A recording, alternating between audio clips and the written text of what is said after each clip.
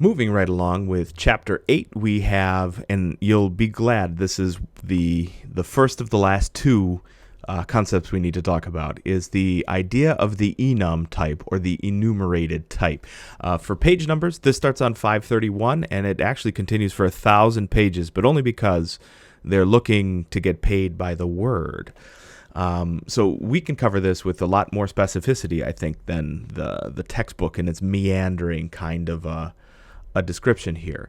An enum type, just to go over the concept that they have here, consists of a set of predefined values.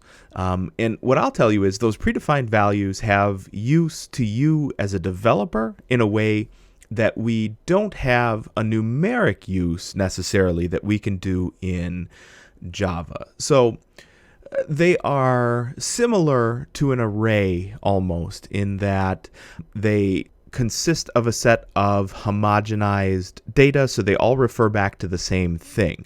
But the big difference here is that you get to define what the enum is. So let me just scroll down here a little bit. And the example that we see here in the text is the idea of days of the week. So let me just posit the following questions. Or can we rather, change how many days there are in a week? No. The second question would be, can we change the days that there are in a week? No, right? But is it possible that we might have to refer to a day and be able to get a value for that? So like today is, whatever day today is. So a day could be Sunday, Monday, Tuesday, Wednesday, Thursday, Friday, or Saturday exclusively, and in that order, right? So we would have a business case, we would have a use case, we would have a developer's case for the need for a data structure that contains the days of the week that we can refer to by name. So we would have an enum type, so like we would have int, double, string, etc. The keyword we're looking for here is enum. Then comes our variable name, and then always exclusively inside of the curly braces goes a comma-separated list of capitals. Now, the capitals is a convention, but it's a strictly followed convention. A comma-separated list of capital words that associate with day. So in education, we would have an enum for grade, right? So we have freshmen, sophomore, juniors, and seniors. Now, are there ways to represent freshmen, sophomores, juniors, and seniors numerically? Yeah, probably there is, right? So freshmen have so many credits, sophomores have so many credits, juniors have so many credits. So we could do it that way. But the advantage to an enum type is that we can switch on it. So I'm going to come back and we'll see some of the ways that we'll use switches here. But I'll tell you the biggest advantage to you creating an enum type is the ability to be able to switch on it. So if I come scrolling down, here we go. This, I do not have a page number for you. It's on page 538. I do have a page number for you. Is code listing 8-23. So what essentially we're doing is we're saying, hey, look, we have a car class, right? So a car has a make, a color, and a price. And that's it.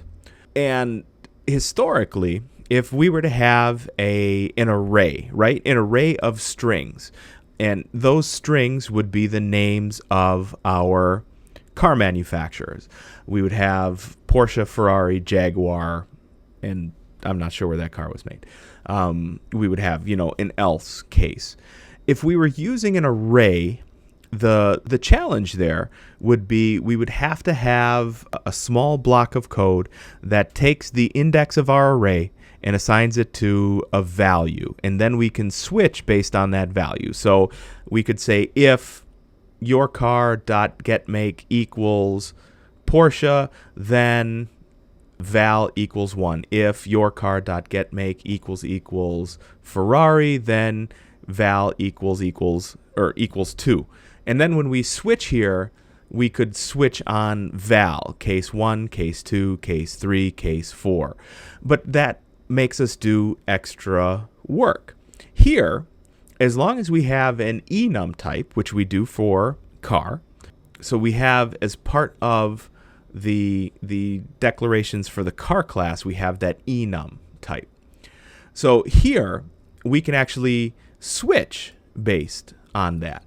So the getMake returns an enum, which we can then put through a switch statement, and that makes our lives a little bit easier. So instead of saying, building a program block that says if credits less than 64, then, student grade equals 1 for freshmen. If credits greater than 32 and credits less than 64, then student grade equals 2 for sophomore, and so on and so forth.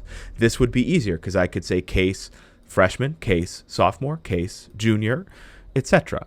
So the enum is a really great way of having Java enforce a rule, like a language rule, an understanding rule, something that you as a developer and something that your client is going to know is important, for your use case. But it's not necessarily something that can be inbuilt automatically into Java. So we'll actually do 2 examples of the enum type through the homework and through the code sample videos, just so that you can kind of get a hang of why those are great.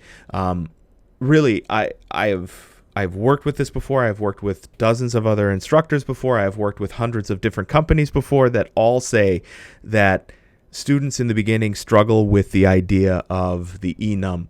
But once you get it, it's like flipping a switch and being able to make your coding life easier, because if you can switch on an enum type, it's way easier than building logical code around that. The other idea here that's important for the enum type is the idea of the ordinal. An ordinal is the value of the position. So if you think about the elements in an array start at 0 and go to n-1, the ordinals in an enum type go from 0 to n-1. So in our example, Sunday is 0, Monday is 1, Tuesday is 2, so on and so forth. And you can work with that. So the way we would call for that is right here. It's .ordinal, and because that's a method, it goes inside of its own parentheses. So what we could say is, day of the week, Friday is 5, Monday is 1. So we can say, we could have a switch based on that. So, what day is today? We could have a switch based on that. What day were you born on? We could have a switch based on that. And we can get that based on the ordinal value. So that's just its element number if we were to use an array nomenclature. So enums are essentially like making arrays, but it's making an array not of a cardinal data type. It's making an array out of a concept that is important to you as a developer, or it's making an array out of a concept that is important to you as a developer and to your client in general.